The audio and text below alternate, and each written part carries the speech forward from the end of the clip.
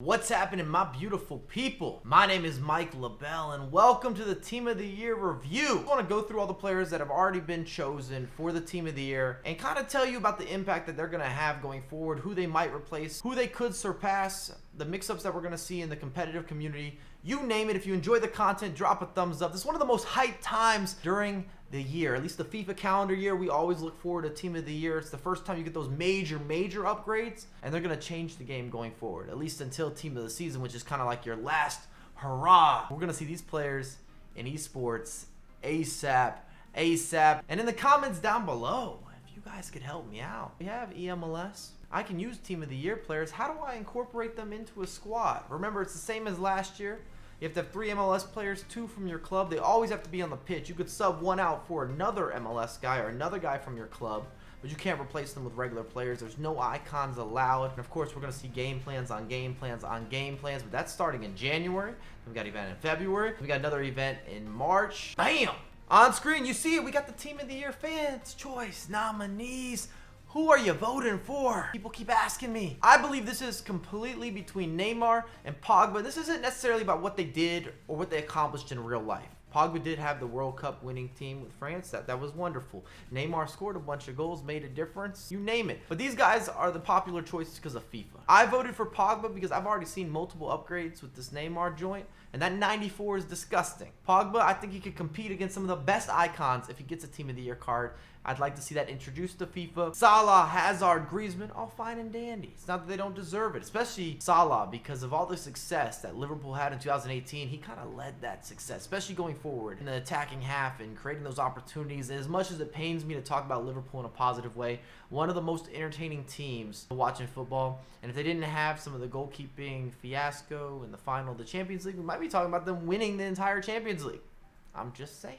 But let's talk about the current team of the year. Bam! We can start with the goalkeeper. De Gea was always going to be the obvious choice. Courtois would have been a nice addition in FIFA, but I just didn't think he deserved it. If you're comparing De Gea and Courtois, I don't quite put them on the same level.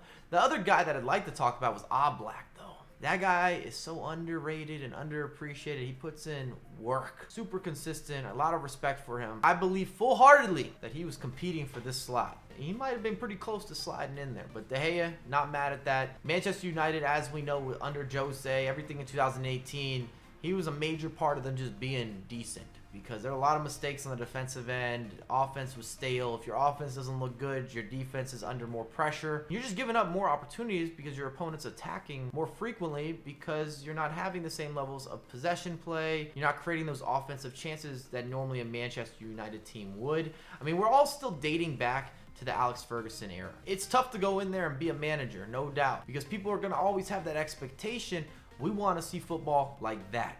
A lot of people became a fan under the Alex Ferguson reign of Manchester United, and yes, they had the personnel, but that man was a strategic mastermind, tactical genius, and he had the leadership qualities to deal with all these different personalities and having them play up to their potential, and even developing some of the younger talent. Cristiano Ronaldo would never be Cristiano Ronaldo without Alex Ferguson. That's how I feel. Let's talk about defense. I believe EA got this right. Sergio Ramos, Van Dijk, Varane, Marcelo. We no longer had the possibility of a Team of the Year Dani Alves because we've seen him sneak in time and time again. This was the year of multiple center backs. Van Dijk deserves it. Obviously, Real Madrid won the Champions League. Marcelo has the Brazilian flair. Been the best left back in the world now for a few years, in my opinion. There's people competing with him, but Marcelo's special. He's better than the majority of attackers going forward. He's better than the majority of defenders defending. He kind of gives you everything and anything, and I believe this card is going to be a game changer in FIFA in particular, and I'm looking forward to some of the stats with the other 3. But I'm expecting these Team of the Year defenders to replace icons in a heartbeat. I understand that's a bold statement. There's a lot of good icon defenders, but I just see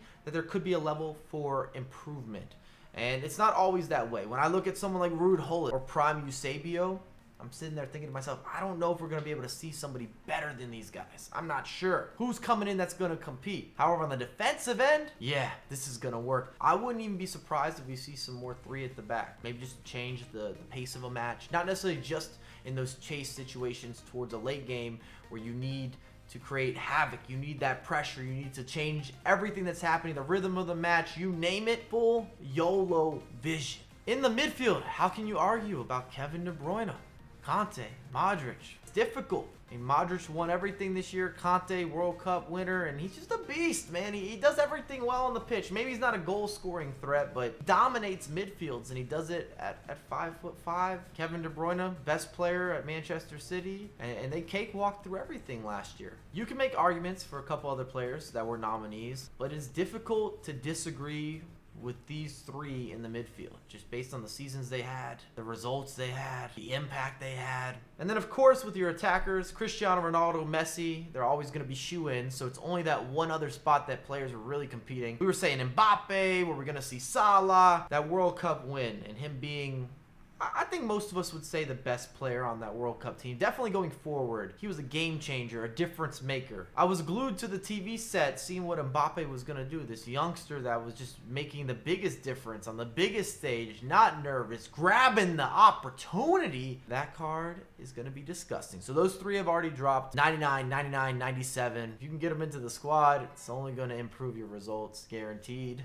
If you haven't seen their stats yet, here you go. I present to you three monsters. Basically perfect attacking players. They don't do anything wrong. This is a major upgrade for Messi, at least in terms of FIFA, because he has lower stamina on his base card. But this card doesn't have that problem. Not an issue. If you see these guys over the weekend, I'm sorry, you might be conceding some goals. I'd be willing to bet on it. Thanks again for watching. If you're enjoying all the Team of the Year hype, drop a thumbs up. Let me know if you would have changed anything regarding Team of the Year. Who did you vote for in terms of the fan ballot? And help me out, EMLS. How do I get these guys into a squad with full chemistry that still has the 3 MLS players? 2 from the New York Red Bulls. But I have a lot more content coming for you ASAP.